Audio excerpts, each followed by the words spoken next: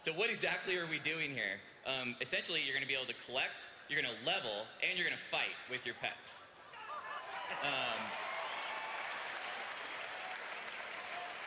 So we're going to go through all of these in a little bit more detail. But first, some key elements. First of all, it's accessible to everyone. We didn't want it to be a feature that was locked to the max level that only a few people would get access to. We wanted it something to be that everyone could do. So you'll be able to start this at a really low level and start collecting pets, leveling them up, and building your team. Another thing is it's going to work with almost every pet in the game right now, as well as a ton of new pets that we're going to be adding for the system for you to collect. So for all you people already out there that already have, say you've got 100 pets, most likely almost all of those pets are going to work with the system right when you get it. Now granted, you're going to have to level them on your own, but they'll still be able to work with the system. It's also going to be a lot of customization, things like being able to name your pets, things like being able to have different ones, giving them individual abilities. We'll get into that more in a little bit. So as far as collection goes, how does that work? Like I said, it's going to work with your existing pets. So a lot of people are going to start the system and already have a pet to start with and get it going. There's another type of pet you're going to be able to get that we're introducing new for Mists of Pandaria, and this is going to be called a wild pet. And the way wild pets work is you're going to find them out in the world. Essentially, when you find them, you're going to be able to engage in battle with them and fight with them using a pet that you already have. And then you're going to be able to get that pet and add him to your collection. Now, what's cool about these wild pets is that they have random varying stats. So you're not necessarily going to just go out and be able to get all the wild pets you want, within that first week, because they're going to have varying stats. So you might want a pet that's really good at, say, tanking, or a pet that maybe has like a CC ability. So you're going to keep wanting to collect these pets until you find that one that has the right set of stats. Then you can start leveling it up. The other thing about the wild pets that's pretty cool is that they have unique spawning abilities. So for example, certain wild pets you might only find during a certain season, like winter. Certain pets you might only find when it's raining, for example. Certain pets might only spawn during the day or the night. So there could be a pet that only shows up during the spring while it's raining in Elwynn Forest at night. Now, they're not all going to be like that, obviously, but we definitely want to mix it up so that people have a lot of pets to collect over a long period of time. We don't want you to just go out right away and get all of them. We want it to be a system that lasts. Now, how are you going to find these pets? We're going to change the pet interface we have now and introduce something called the Pet Journal. What the Pet Journal is going to do is let you manage all your existing pets you have, as well as the teams and the battling and everything that goes along with the new system. We've got a few UI shots that we'll show you to give you a little bit more of a rundown about how the journal works. The other thing along with this is that most pets are going to become tradable. So what this means is you're going to be able to, say, get the Whippletinger from an event, like the Brewfest event, and then be able to take it and, say, level it up to a certain level, maybe teach it some abilities. Then you can go and take that pet and throw it on the auction house, and someone else could get it. And based on the amount of time and work you put into it, obviously it's going to sell for what people think that's worth. So we really wanted the system to feel like something that you could trade pets, not only in the auction house, but with your buddies and your friends, your guildies, other players. This is a huge one. We're really working hard to have this, is to have account-wide pets. Meaning that obviously if you have a set of pets on one character, you log in another character, you'd be able to use those same pets. If you got a pet up to level 14, you log in another character, that pet's still level 14 and you have it. You don't have to do it again multiple times for all the pets. So here's a look at the Pet Journal. Just like the mock-ups Tom showed you earlier, these are all mock-ups of how we think the UI would work from our UI team. So over there on the left, you've got your list of pets. You can search and filter through to find the ones you want.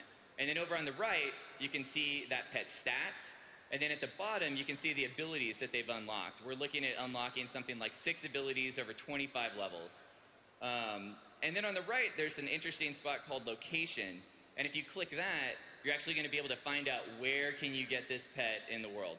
So instead of having to Alt-Tab out of the game, go to the web and go to a database site and try to find out, well, where can I find this guy? Where does he spawn? Where do I get him? Similar to what we did with the Dungeon Journal, where you could see all the items and find out what bosses drop them, you're going to be able to find out where to get all your pets straight out of the journal from within the game.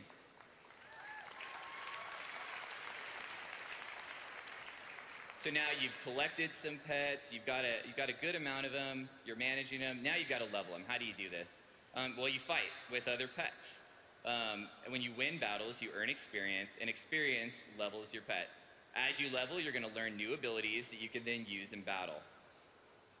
Now, you're also going to have slots to place these abilities in. Every pet can use 3 abilities in battle at one time.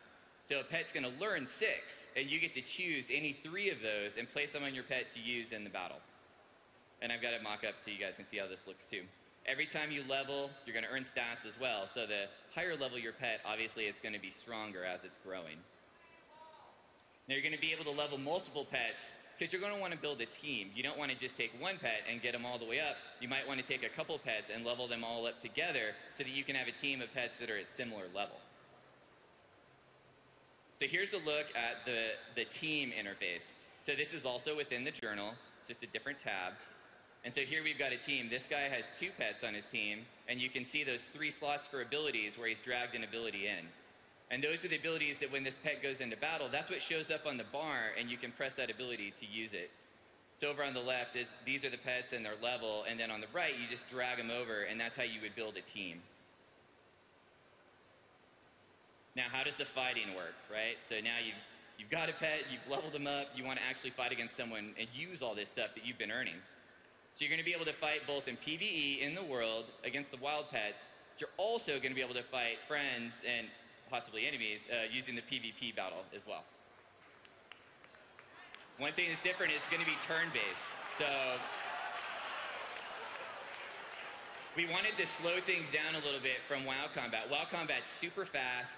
You know, people can sometimes die in like 15, 20 seconds right away. So we wanted to introduce something that felt a little different, could slow it down, and it's something that's a little bit more of a thinking game. So mechanics-wise, you know, it's not going to be something that's going to move so quickly, you're not necessarily going to miss it or know what happened.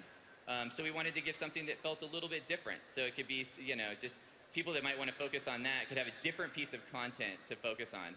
Kind of like we were saying earlier, that we want content for everyone. We want to have a feature that a lot of different people could play, not just something that's for a small segment of the population. So you're going to fight with a team of 3, and we're going to allow you to queue. Just like we have dungeon queuing, you know, you'd be able to queue up and go against another group, and we'd look at the level of their pets so we could make sure that we put you against other pets that were within the same range. So hopefully you'd have a fight that feels there's something about the level that you could handle. So here's a look at what it would look like. This is just a mock-up. So one thing that's important is we want to keep the WoW characters in the scenes for the fights because they're important. They're the ones that are collecting the pets. They're the masters of the whole system. So we want to have the WoW characters actually be a part of it. When your pet does an ability, you know, your guy might do an emote. He might do something that makes sense going along with that ability that you used. You can see the bar at the bottom has the abilities you'd be casting, and then you can see your other pets kind of underneath the portraits there. This is just a mock-up, like we said, but it's, you know, something we could envision it looking like. So customization, like I said earlier, naming your pets is a big thing. So you could have a pet that you've had for a really long time, and you finally be able to give them a name and then see that name in battle. We're also talking about having items. So imagine the idea that you could have an item that we'd have an item slot on the pet. You can equip an item. Maybe you could even put gems in that item so you could modify the stats on the pet as well. So we could pull in some of the profession systems. You're going to be able to do individual builds like we were showing you earlier with abilities. So you can take a certain pet and change his abilities and change his slots out so that your team will feel different from other teams around you. And finally, we've kind of got this concept of masters. So you're going to be able, we wanted to really have people that are into the system feel like they could travel around the world and have a reason to go to other places. So you're going to be able to go to, like, say you're going to go to Daenerys and there's a goblin there that's really great with training mechanical pets. So you'd be able to go there and fight him, and if you can beat him, he'll grant you what we're calling a master ability. And then you could use that ability on any of your pets to fight in battle. So here's a look at how this could work.